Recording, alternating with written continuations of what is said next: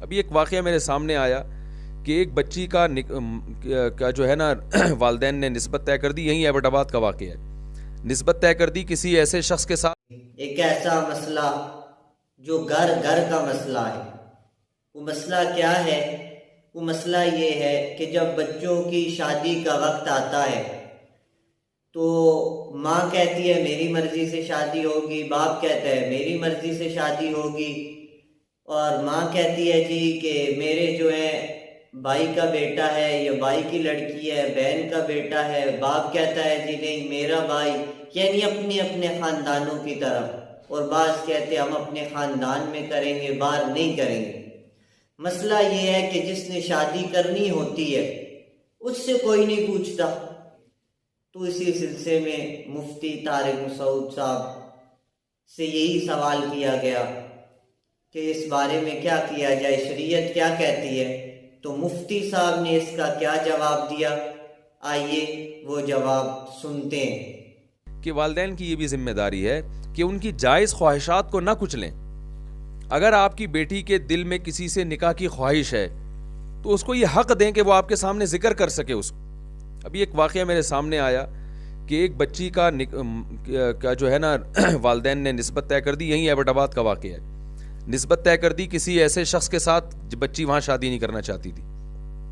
اب بچی بیچاری زبان سے بول نہیں سکتی، وہ والدین کے سامنے شرماتی ہے. نسبت طے کر دی، اب بچی نکاح کو ڈیلے پہ ڈیلے کرتی جا رہی ہے. وہ تو اس لیے کر رہی ہے کہ اس کا وہاں مائنڈ ہی نہیں ہے، اور والدین جو ہے وہ بھی ڈیلے کر رہے ہیں کہ چلو آج نہیں کل. کئی سال ڈیلے کرتے کرتے نتیجہ کیا نکلا کہ وہ جس کو پسند کرتی تھی اس کے ساتھ بھاگ گئی. پھر میں نہیں کہتا کہ بچی نے اچھا کام کیا، لیکن والدین نے بھی تو کوئی اچھا کام نہیں کیا نا.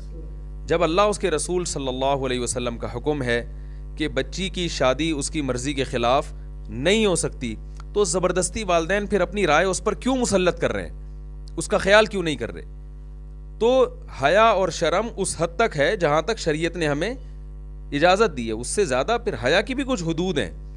تو والدین کی یہ ذمہ داری ہے کہ بیٹی اگر کہیں نکاح کرنا چاہتی ہے، کسی کو پسند کر رہی ہے، چاہے اسکول میں یا کہیں بھی، تو اس کو یہ حق دیں کہ وہ پہلے والدین اس کو بتا دیں کہ بیٹا تمہارے دل میں اگر کوئی آتا ہے، تمہیں کوئی پسند آتا ہے، ماں کو چاہیے بیٹی کو بتا دے، تو ہم سے مت شرمانا، ہمیں آرام سے بتا دینا.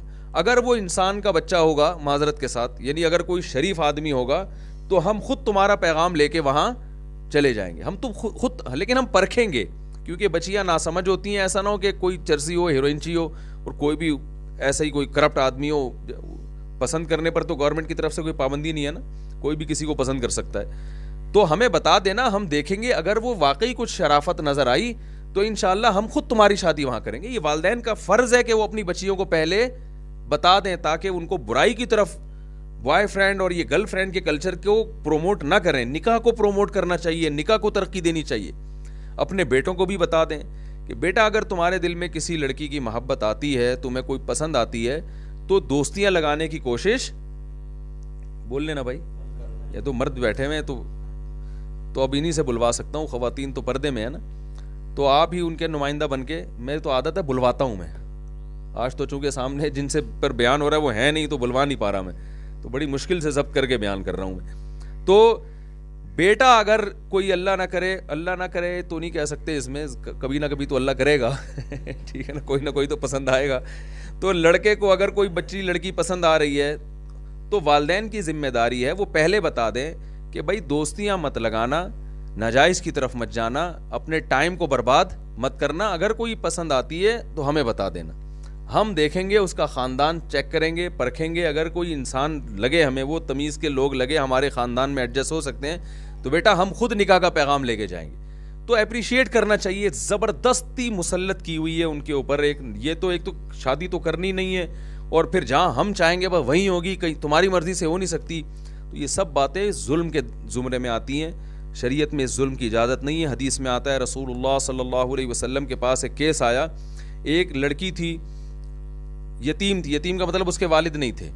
تو اس کے والد نے اپنے بھائی کو وکیل بنایا تھا، یعنی چچا کو، لڑکی کے چچا کو، کہ آپ اس کی شادی کر دینا میرے مرنے کے بعد. تو حضرت عثمان ابن مظعون رضی اللہ تعالیٰ عنہ کا واقعہ ہے. تو وہ جو لڑکی تھی وہ نکاح کرنا چاہتی تھی کسی غریب صحابی سے. اور جو لڑکی کے چچا تھے نا، جو باپ کی جگہ ہوتے ہیں، ولی تھے، وہ کر رہے تھے حضرت مغیرہ ابن شعبہ سے اس کی شادی. وہ مالدار تھے بہت زیادہ. تو نبی صلی اللہ علیہ وسلم کو پتا چلا کہ بچی جو ہے وہ حضرت مغیرہ ابن شعبہ سے نکاح نہیں کرنا چاہتی، حالانکہ وہ مالدار ہیں، اور وہ نکاح کرنا چاہتی ہے ان غریب صحابی سے. تو آپ صلی اللہ علیہ وسلم کو جب پتا چلا تو ان کا نکاح انہوں نے کر دیا تھا بغیر پوچھے. بیٹی کا نکاح ان کے ولی نے حضرت مغیرہ ابن شعبہ سے. آپ صلی اللہ علیہ وسلم نے اس نکاح کو کالعدم قرار دیا. حضرت مغیرہ ابن شعبہ کہتے ہیں کہ میری ہو چکی تھی، نبی نے چھین کے، یعنی ان کے الفاظ ہیں کہ وہ میری ہو چکی تھی، کیونکہ نکاح تو ہو گیا تھا نا، لیکن چونکہ اس سے پوچھے بغیر ہوا تھا تو نبی نے کالعدم قرار دیا. اور آپ صلی اللہ علیہ وسلم نے پھر حکم دیا کہ لن تری للمتحابین مثل النکاح، یعنی اس حدیث میں آپ نے بتا دیا کہ بچی جس سے محبت کرتی ہے اس سے نکاح زیادہ کامیاب ہے. تو یہ زیادہ آپس یعنی کامیاب جو ہے وہ اس میں کامیابی کا امکان زیادہ ہے. تو ماں باپ زبردستی مسلط کر کے بیٹیوں کو بھی باغی بنا رہے ہوتے ہیں. تو جی آپ نے مفتی صاحب کی گفتگو سنی. اللہ پاک ہمیں عمل کرنے کی توفیق عطا فرمائے.